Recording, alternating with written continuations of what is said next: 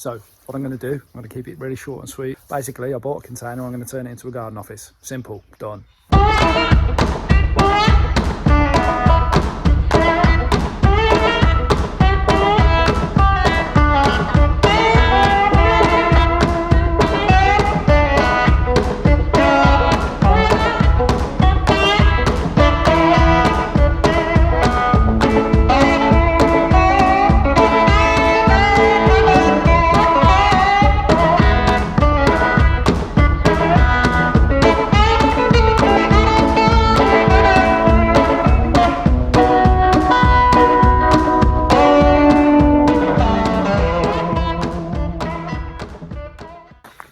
What's up guys, and welcome to my container build.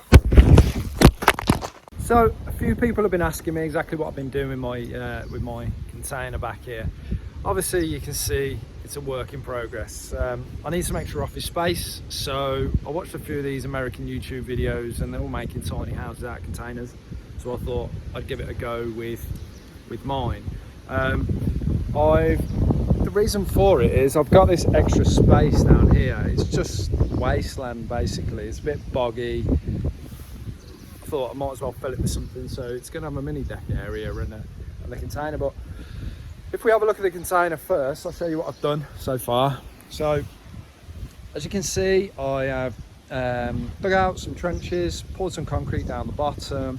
I had a good friend called Eddie Rowe come and build my concrete blocks for me. We spaced them out so that it was centre to centre. I then had Modern Fabs come out and weld up my doors for me. They pretty much took all the locking mechanisms off, welded up. I've still got some sealing to do. I filled up the holes with a metal filler. Obviously you could just put silicone in, but I think it just deteriorates over time, so I've done it properly. Modern Fabs again, they cut the sides out for me. You can't really tell too much with the sheeting, but one of the things I found was that it's quite tricky working in the rain. The water just sits on the roof, and because the roof's all wavy, it's a bit battered, this container, because the roof's all wavy, the water sits on the top and then it drips off the end. But that creates a problem because it absolutely soaks the floor. So this is why I've got this temporary awning up at the moment. So if we have a look on the inside, so you can see I have purely just mopped this up for now. All I've done is cut the timbers tight, so I want them to push from the floor to the ceiling, jam them in tight. This head track is screwed into the box section that runs around the top. It's hollow, so you can drill into it and you're not going to make a perforation in the outside of the container. Then the timbers are just rammed in on a floor plate, and then what I'm going to do is, the reason I didn't want to fix it was because I didn't know what I was going to clad it with, so I needed to work out the centres for the joist first based on what I was going to do. I've pretty much decided that they're going to go in at 600 centres, give or take a bit. Tricky parts, the corners, flipping nightmare because you haven't got any box section to screw into. These corners aren't so bad. I can just knock the stud like right into the corners, and then I can make a little corner detail. That's not so bad. Down the bottom here, I intend to put like a little kitchen unit, a little base unit. I won't tell you too much in terms of what I'm going to do with the design, but I think it's going to look pretty good. This could be one of them bloody DIY SOS things where it looks terrible when it's done. You can see where they've welded the doors shut as well. They're not moving. I mean, there's no locking mechanism and they're not moving anywhere. I have decided that I'm going to take the stud work back out and just replace the floor plates, because I watched another video, and because these containers get so with the temperature changes, they get very wet on the inside, and I've noticed that since I had the tarpaulin up, it gets soaking in here. The water just tracks across the ceiling, and it's all just condensation. So you have to be very careful with the insulation that you're going to use as well.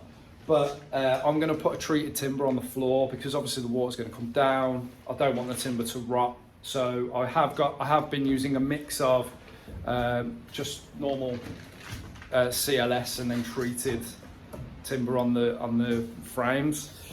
You can't really see too much, but I've got this strange detail down the side. Let me see if you can see. There's a gap. It's where they cut the steel. It's very rough. I don't want to go down the route of getting another angle grinder in there and doing that. So all I've got is I've got a router. I'm just going to router out a slot of the treated timber, and then that's it. It'll just slot in and it'll be flush. Next step will be sizing up the windows, and then I'll be treating the outside as well whilst I'm waiting for the windows to come on. I'll have the electrics, the insulation, and then I think really before I can board the walls, sorry about the noise, the wind's picking up. Before I can board the walls, I'm going to have to put the timber battens on the outside and then screw from the inside to fix the outside cladding. So I can have a rubber grommet, screw through it, watertight then. If you try and do it the other way around, you're going to end up with water pissing in everywhere. So yeah, other notable things, the ceiling is, I don't know if you can tell, but it is all over the place. Obviously they've had something on the roof of this one, don't know, but the head track just isn't square. I'll level the ceiling out, but the head track isn't square, so I couldn't just make these studs up outside the container and then put them in, because I would have been here for forever and a day trying to get it to fit. So yeah, then that's it. So I'll, in between all of this, I will have put in all the videos of the cutting, me doing a bit of time-lapse stuff and that, and yeah, I'll wait till the next one then and give you another update. Hopefully this awning will be down and we'll have the glass in. Okay, bye-bye.